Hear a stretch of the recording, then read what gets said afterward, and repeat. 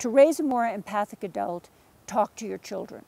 There are many ways to talk to your children. I mean, I think that the rule of not having any devices in the car is brilliant, because you'll get no opposition if you start very young.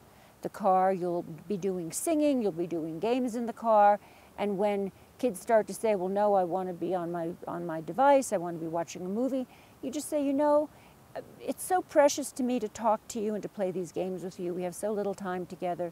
This is how it is in our family.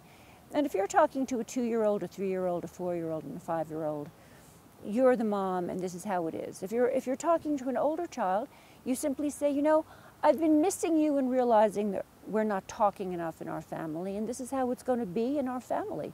I'm driving you to school, I'm driving you all over, and this is how it is in our family. And in my studies of kids, children really want this time with their parents, and they resent that their parents are on their phones rather than with them. They can't say it. You know, no 10-year-old is going to come to you and say, oh, Mom, you're not really spending enough time talking. I mean, it's just not a thing.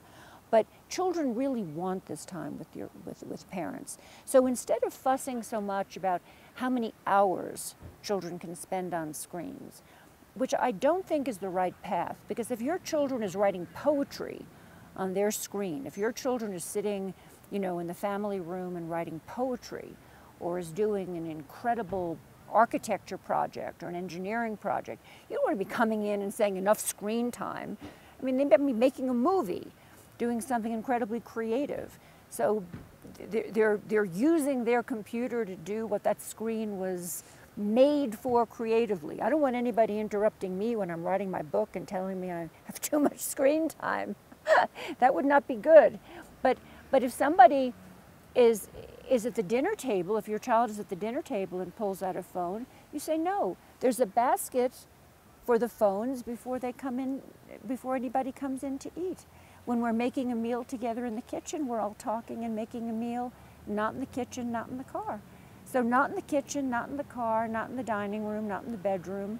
That sets up a kind of sense of sacred spaces for conversation that the children can understand.